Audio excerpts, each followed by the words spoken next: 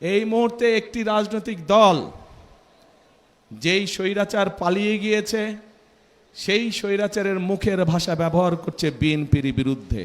BNP Bangladesh জাতীয়তাবাদী দল হচ্ছে সেই রকম একটি দল যাদের পরিকল্পনা রয়েছে আগামী দিনে দেশকে কিভাবে পরিচালনা করবে। কারণ এই দলটিরই অতীত অভিজ্ঞতা রয়েছে কিভাবে দেশে খাদ্য উৎপাদন দ্বিগুণ করতে হয়। কারণ বিএনপি নামক দলটিরই অভিজ্ঞতা রয়েছে কিভাবে জেলায় জেলায় উপজেলায় গ্রাম পর্যায়ে ইউনিয়নে রাস্তাঘাট নির্মাণ করতে হয়। কারণ বিএনপি নামক দলটিরই অভিজ্ঞতা রয়েছে কিভাবে শিক্ষার আলো এদেশের সন্তানদের কাছে পৌঁছে দিতে হয়। কারণ বিএনপি নামক দলটিরই অভিজ্ঞতা রয়েছে কিভাবে বাংলাদেশের মানুষকে নিরাপদ রাখতে হয়, আইন শৃঙ্খলা পরিস্থিতিকে কঠোর হাতে নিয়ন্ত্রণ করতে হয়। কারণ বিএনপি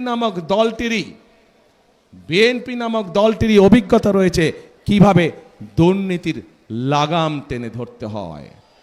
প্রিয় ভাই বোনেরা, আপনারা নিশ্চয়ই পত্রপত্রিকায় দেখেছেন এই মুহূর্তে একটি রাজনৈতিক দল যেই স্বৈরাচার পালিয়ে গিয়েছে সেই স্বৈরাচারের মুখের ভাষা ব্যবহার করছে বিএনপির বিরুদ্ধে। ঠিক সেই স্বৈরাচার যেভাবে বলতো তাদেরই ভাষা ব্যবহার করছে বিএনপি। তাদের বক্তব্য যে দুর্নীতিতে বলে চ্যাম্পিয়ন ছিল। তা আমার প্রশ্ন 2001 থেকে 2006 সাল পর্যন্ত তাদেরও তো দুজন সদস্য বিএনপির সরকারে ছিল না? ছিল। তো বিএনপি যদি অতই খারাপ হয় তাহলে ওই দুই ব্যক্তি কেন পদত্যাগ করে চলে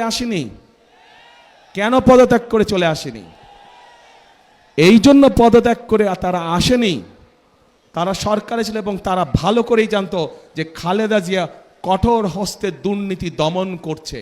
এবং যেই দলটি এখন এই কথা বলছে তাদের যেই দুই সদস্য বিএনপি সরকারের অংশ ছিল তারা ভালো করেই জানতেন যে খালেদা জিয়া দুর্নীতিকে প্রশ্রয় দেয় না।